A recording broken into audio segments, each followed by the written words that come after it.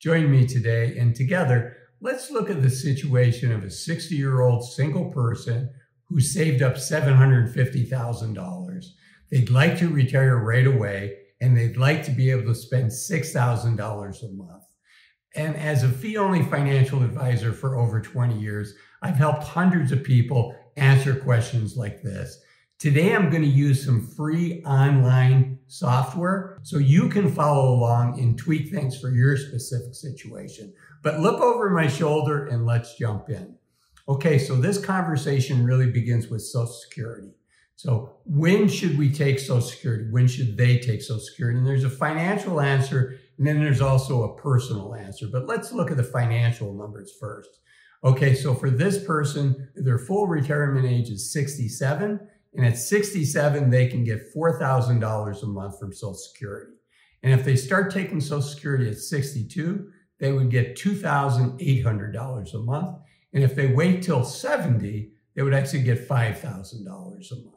So the next chart here shows what the break even is. And the break evens tend to be about the same. The break evens tend to be somewhere between 79 and 82 for most of these scenarios. You can see what it is for this specific data. And here's another graph that just shows that information in another way. Again, you can see the break-even point where all of these graphs kind of converge is right at 80.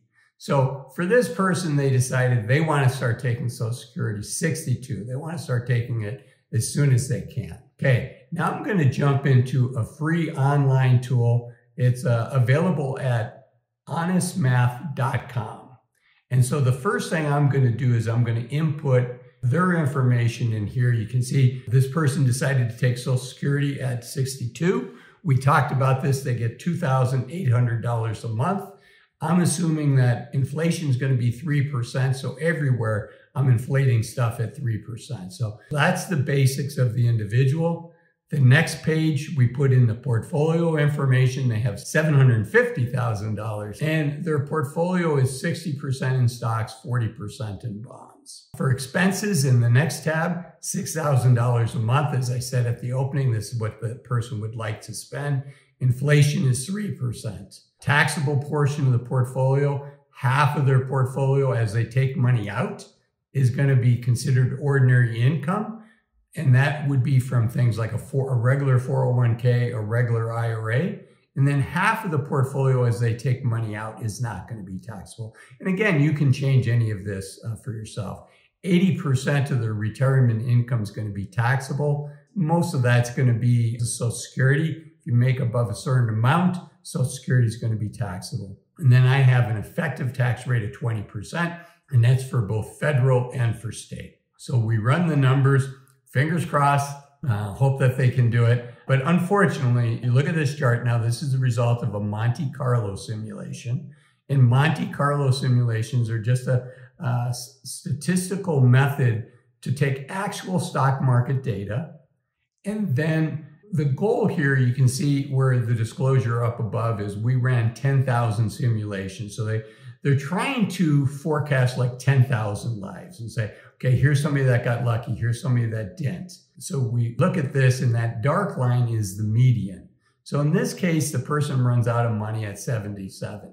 Now, if they have cancer and the doctor said, you know what, you're not going to live past 70. Some people might do this, but the majority of people are going to say, I don't want a situation where half of the cases I run out of money before 77, right? So what do? So we go back to the drawing board. It doesn't mean you can't retire. It just means we have to tweak some things. So in this case, what I'm going to tweak the distributions.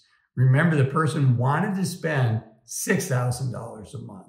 So this time I'm going to take that down, the total retirement expenses of $5,000. So in this case, roughly half of that's coming from Social Security, the $2,800 a month.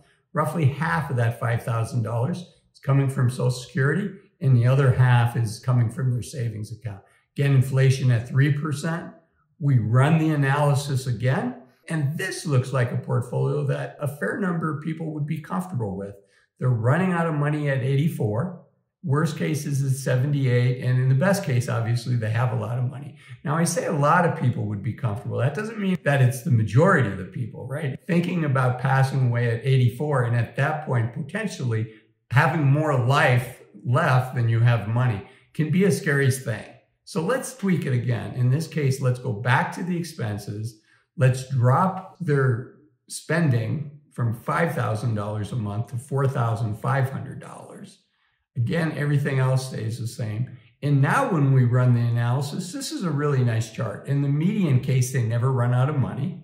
In the worst case scenario, they run out of money in 82. I'm going to come back to that in a minute.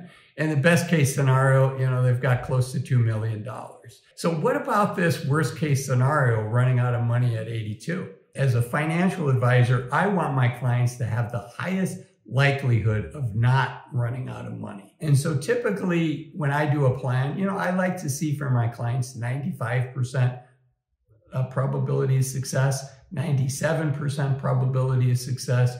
And this plan probably has less than that. I don't know what it is. They don't tell us what the probability of success here. But in this case where somebody runs out of money at 82, they don't fly the plane right into the ground, right? If you see that you're on a path where your results are not good, and really where that comes in is where you're at the most risk for this is the stock market having negative years early in your retirement. It's called sequence of return risk.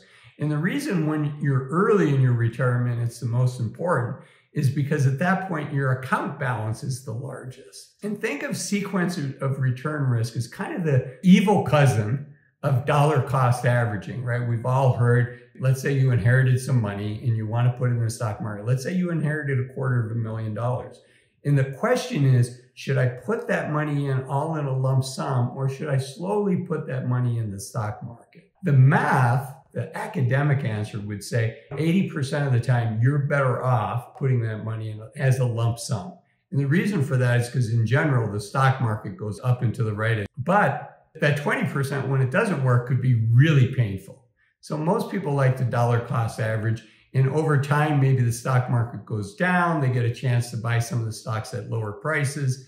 Well, sequence of return risk, now you're on the other end of the equation. The person that's dollar cost averaging in, you're dollar cost averaging out. And so now those negative years hurt you. So that's why sequence of return risk is so potentially harmful.